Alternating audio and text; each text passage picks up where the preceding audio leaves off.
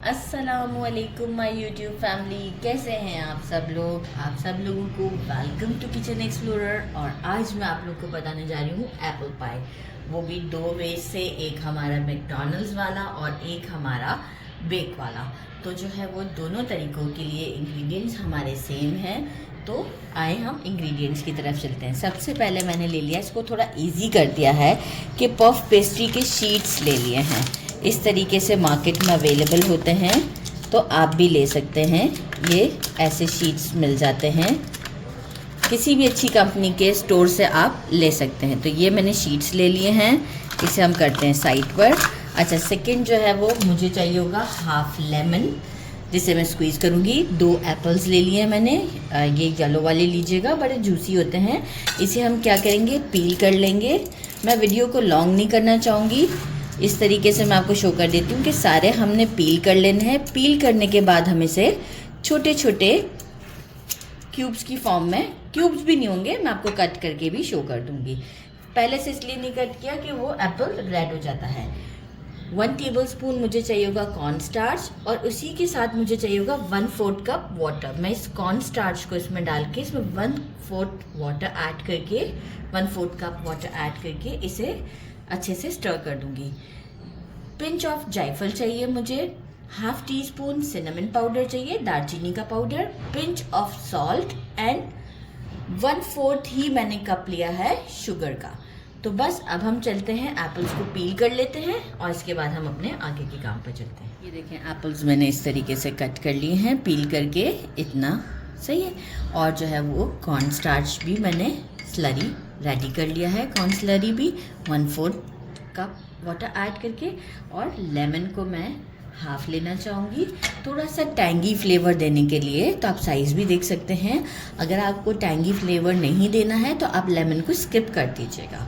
मैं भी पूरा नहीं, ये हाफ भी पूरा नहीं डालना चाहूँगी, मैं भी थोड़ा सा टेस्ट करते हुए डालना चाहूँगी कि खट्टा खट्टा सा ना लगे। तो चलिए पैन की तरफ चलते हैं। एक मैंने पैन ले लिया है, फ्लेम मैंने मीडियम से थोड़ा लो रखा है। Too easy and simple apples डाल दिए, साथ में हमने सिनेमन पाउडर डाल दिया, half teaspoon, pinch of salt, sugar,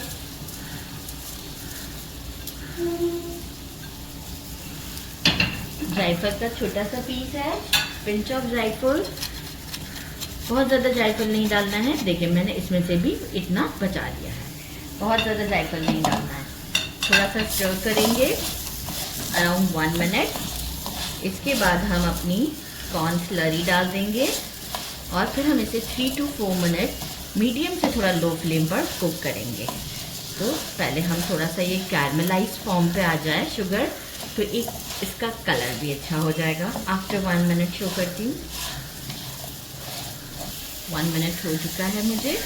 और अब मैं क्या कह रही हूँ, जो कॉर्न स्लरी है वो सारी हम इसमें डाल देते हैं। और अब इसको हम इतना कुक करेंगे कि इसकी कंसिस्टेंसी भी थोड़ा थिक होने की तरफ जाएगी और शुगर भी मेल्ट होगा। तो जैसे ही 3 to 4 मिनट में ये अपनी एक अच्छी कंसिस्टेंसी के ऊपर आ जाएगा, तो मैं आपको 3 to 4 मिनट्स के बाद शो करती हूँ। तो मेरा ऑन ही है, 3 to 4 मिनट्स हो चुके हैं, आप ये देख सकते हैं कंसिस्टेंसी कितनी अच्छी है। लेमन स्क्वीज़ करेंगे जैसे इतना, ये देखें इसमें से भी मैंने इतना बचा लिया है ताकि मैं आपको शो कर सकूं। स्टोव को कर देंगे इस मोमेंट पर बंद, और जो है वो जस्ट 1 स्टर देकर इसे ठंडा होने देते हैं प्लेट में डाल के। सारे शीट्स जितने मुझे बनाने थे 5 मैंने सेपरेट कर लिए हैं, और जो है इसमें से मैंने एक शीट लिया है, और जो है वो थोड़ा सा डस्ट मैदा, बस देखें इतना सा, तो मुझे हैंडल करने में थोड़ा इजी हो। शीट का साइज़ देखें स्क्वायर फॉर्म में है, तो हम क्या करेंगे, थोड़ा सा से और बेल लेंगे। आप देख रहे हैं, ये मैं थोड़ा सा और, बस this is good enough. Straight भी हो जाएगा, क्योंकि वो निकालते वक्त थोड़ा सा प्रॉब्लम भी करता है हमें। तो जो है वो ये हमारा ये हो गया।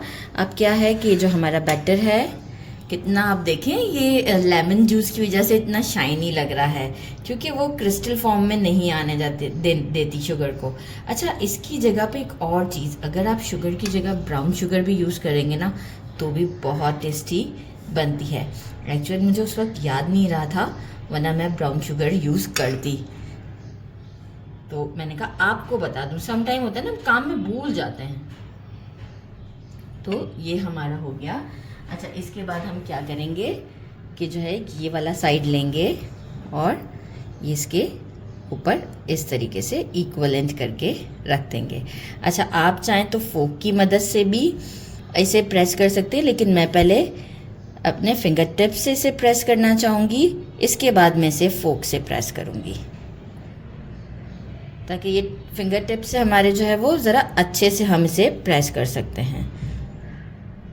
लेकिन जेंटली, बिल्कुल ऐसे नहीं दबा देना है, क्योंकि देखिए ये पफ है ना, तो थोड़ा सा हमें केयरफुली काम करना है।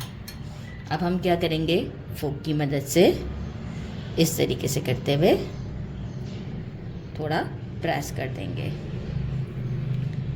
इससे ये होगा कि एक थोड़ा सा लुक भी अच्छा आ जाएगा, और अभी लुक के लिए तो हम डेफिनेटली इसके ऊपर वर्क करने वाले हैं, लेकिन वो होगा आफ्टर फ्रीज होने के बाद। अच्छा, इसे उठाया और मैंने क्या किया कि एक मैं ऑलरेडी रेडी कर चुकी थी, तो ये मैं आपको यहाँ शो करूँ। उठाते वक्त बहुत केयरफुली काम कीजिएगा, क्योंकि दोबारा खुलने का भी खतरा होता है, स्क्रैपर वगैरह हो तो उसके थ्रू। अच्छा, इसके नीचे वैसे तो हम बेकिंग शीट रखते हैं, पर इस वक्त मेरे पास बेकिंग शीट नहीं थी, तो मैं अवेलेबल कर लूँगी बिफोर बेकिंग। अभी तो मुझे इसको डीप फ्रीज़र में रखना है, तो मैं डायरेक्ट ऐसे ट्रे के अंदर नहीं रख सकती थी, क्योंकि ये ट्रे के साथ चिपक जाते। तो अभी मैंने एल्युमिनियम फॉइल से काम चला लिया, लेकिन बिफोर बेकिंग मैं इसे यूज़ करूँगी। तो मैं टोटल 5 रेडी करती हूँ, 3 को मैं बेक करूँगी और 2 को मैं आपको फ्राई फॉर्म पे दिखाऊंगी। तो मैं सारे रेडी करके आपको शो करती हूँ। मैंने 5 पफ पेस्ट्रीज रेडी कर लिए हैं, एप्पल पाई सॉरी, और जो है वो इसे अब हम फॉर 1 आवर के लिए डीप फ्रीज़र में रखते हैं, और फिर इसके बाद ही हम इसको बेक और फ्राई कर सकते हैं। क्योंकि ये क्यों मैं 1 आवर इसको रख रही हूँ, ये बनता है पूरा बटर के साथ, तो वो डायरेक्ट मेल्ट होना स्टार्ट हो जाएगा ना, कुकिंग प्रोसेस पे चल जाएगा, तो पूरा शेप ख़राब हो जाएगा। तो इसलिए इसको फ्रीजिंग पॉइंट पे आना अगेन ज़रूरी है। तो बस अब हम इसे 1 आवर के लिए फ्रीज़र में रखते हैं, फिर आप देखिएगा इसकी लुक।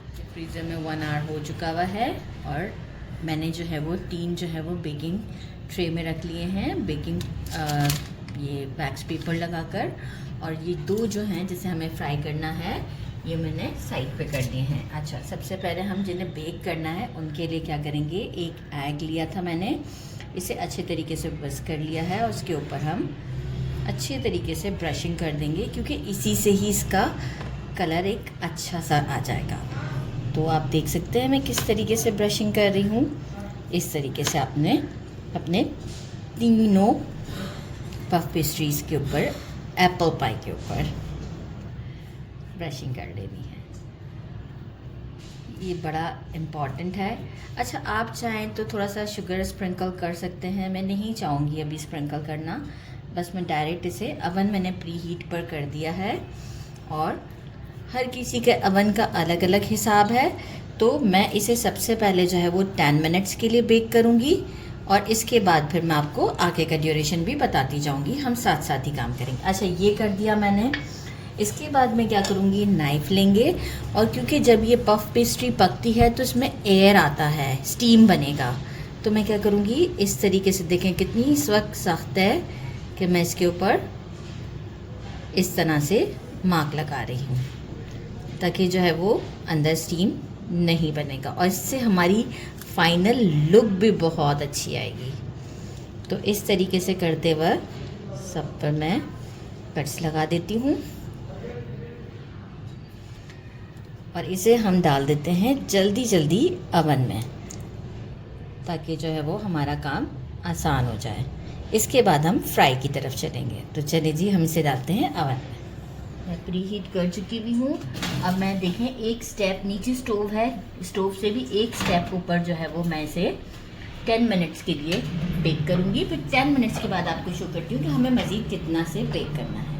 अच्छा जी, मैंने एक फ्राइंग पैन में ऑयल को गर्म कर लिया है। फ्लेम मेरा इस वक्त मीडियम से थोड़ा स्लो है, और इन वाले जो एप्पल पाई हैं, इनके ऊपर ना मैंने कट दिया है और ना ही मैंने इनके ऊपर एग वॉश किया है। ये डायरेक्ट ही हम इस तरीके से फ्राई करते हैं। इसे भी हम मीडियम से लो फ्लेम पर फ्राई करेंगे और थोड़ा सा गोल्डन टच तक हम इसे और एक क्रिस्पी फॉर्म तक आने तक हम इसे फ्राई करते हैं। तो बस मिलते हैं। आप देख सकते हैं हमारे अच्छे से फ्राई हो चुकी है, दोनों साइड पर सेम ही शेड आया हुआ है और हमने अपना सेटअप रेडी रखा हुआ है और इसे अराउंड 4 मिनट्स लगे हैं और इसे मैं डिश आउट करती हूँ और आपको ये शो कर देती हूँ और अवन वाली को ज़रा सा टाइम लगेगा।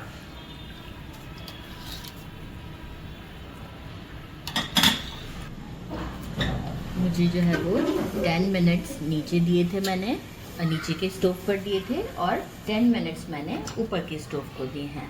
अब आपके अवन के ऊपर डिपेंड करता है कि वो कितने टाइम में इसे गोल्डन कर देती है। अब आप ये देख सकते हैं कि इस वक्त ये अल्हम्दुलिल्लाह पूरी रेडी है और अब हम इसे थोड़ा सा रूम टेम्परेचर पर आने देते हैं और फिर आपको शो करते हैं।